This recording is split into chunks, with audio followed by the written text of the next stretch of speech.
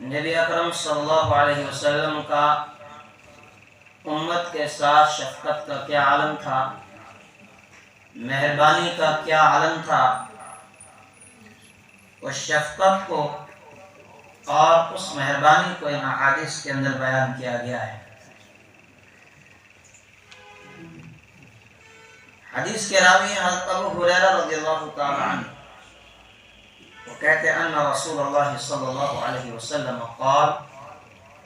نبی اکرم صلی اللہ علیہ وسلم نے فرمایا اذا صلی احدکم للناس فلیخفف، جب تم میں سے کوئی شخص لوگوں کو نماز پڑھائے وہ نماز ہلکی کرے، فإن فيهم الضعيف والسقيم والكبير، اس لیے کہ ان میں کمزور لوگ بھی ہیں، بیمار بھی ہیں اور بوڑھے بھی ہیں۔ وَإِذَا صَلَّى أَحَدُكُمْ لِنَفْسِهِ، اور جب تم میں سے کوئی شخص اپنے لیے نماز پڑھے، تنہا نماز پڑھے، فَلْيُطَوِّلْ مَا شَاءَ، وہ نماز کو لمبا کرے جتنا وہ چاہے۔ یعنی اس حالت میں بھی اللہ کے محبوب صلی اللہ علیہ وسلم نے دوسرے لوگوں کا خیال رکھا ہے، ان کے ساتھ شفقت کا معاملہ فرمایا ہے کہ نماز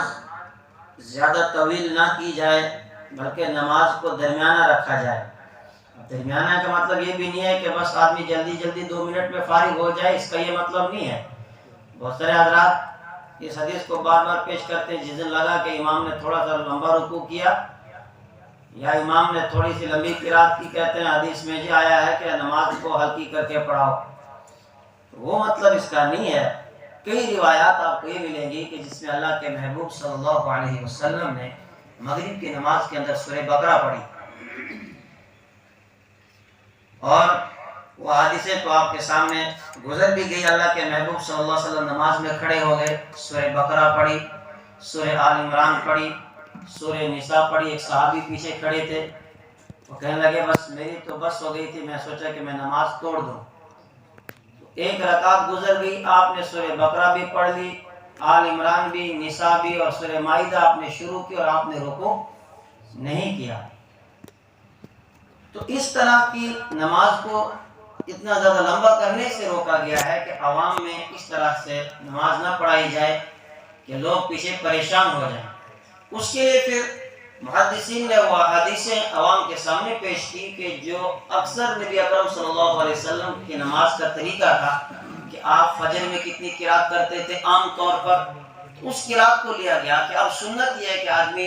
اس درجے کی قرات کرے۔ کوئی کہے کہ نہیں فجر کی نماز پڑھنی ہے تو انا اعطیناک الکوثر کی تلاوت کرو، ہلکی نماز پڑھنے کا حکم ہے نہیں، بلکہ پھر آپ صلی اللہ علیہ وسلم کا عام معمول دیکھا جائے گا، اس لیے آپ امت کے اوپر شفقت کرنے والے تھے۔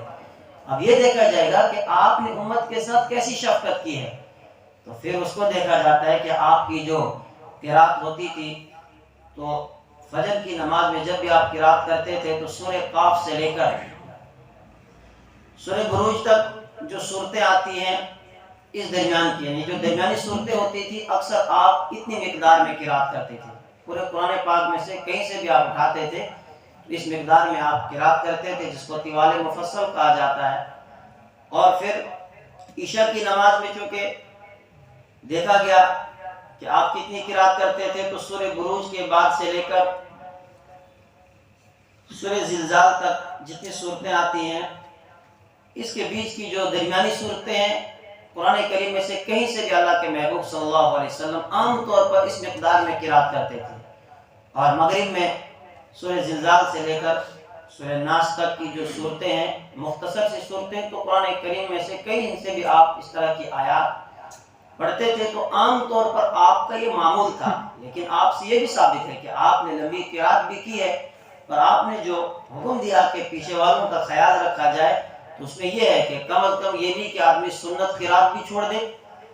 کہ جو عام طور پر آپ کا معمول تھا اس سے بھی ہٹ جائے، نہیں۔ ایک تو رکوع جو آپ کا معمول تھا کم سے کم آدمی 3 مرتبہ تو سبحان ربی العظیم کہے، اسی طریقے سے سجدے میں جا رہا ہے 3 مرتبہ سبحان ربی الاعلیٰ کم سے کم کہنا چاہیے، اسی طرح رکوع سے اچھی طرح کھڑا ہونا، پہلے میں نے آپ کو بتایا کہ یہ واجبات میں سے دونوں سجدوں کے درمیان بیٹھنا، ایسا نہ ہو کہ آدمی رکوع گیا، رکوع سے وہیں سے سجدے میں چلا گیا اور ایک سجدہ کیا ساتھ میں ہی دوسرا سجدہ کر دیا، تو پھر اس نماز کا کوئی فائدہ نہیں ہے۔ تو ہم دلیل بنائیں اس حدیث کو کہ نہیں جناب اس میں کہا گیا کہ نماز کو ہلکی پڑھاؤ، تو نماز ہلکی ہونے کا مطلب یہ ہے کہ آپ صلی اللہ علیہ وسلم نے امت کے ساتھ جو مہربانی کا معاملہ کیا ہے، عام طور پر آپ نے جو قرات کی ہے اس قرات کو ہم نے لینا ہے کہ وہ جتنی آیات ہوتی تھی اس مقدار میں ہم بھی نمازوں میں قرات کریں گے۔ ہم دیکھیں گے کہ فجر میں کتنی تھی، ظہر و عصر میں کتنی تھی، مغرب اور عشاء میں کیا معمول رہتا تھا، اس طریقے کے مطابق قرات کی جائے گی۔ ایسا نہیں کہ ایک آدمی مغرب میں سورہ بقرہ شروع کر گیا اور پیچھے بوڑھے بھی ہیں، بیمار بھی ہیں، ان کے لیے دقت ہو جائے، یا فجر میں ہی اس نے سورہ بقرہ شروع کر دی اور ختم کرنے کا نام نہیں لے رہا، اس طرح سے زیادہ طویل کرنے سے اللہ کے محبوب صلی اللہ علیہ وسلم نے منع کیا۔ اور آپ نے فرمایا ہاں جب آپ تنہا نماز پڑھو، پھر چاہے آپ پورا قرآن پاک پڑھ لو، چاہے آپ سورہ بقرہ اور سورہ آل عمران ایک رکعت میں پڑھو، تو پھر کوئی حرج نہیں ہے، جتنا آپ برداشت کر سکتے ہیں، جتنی آپ لمبی قرات کر سکتے ہیں اتنا زیادہ آپ کے لیے بہتر ہے۔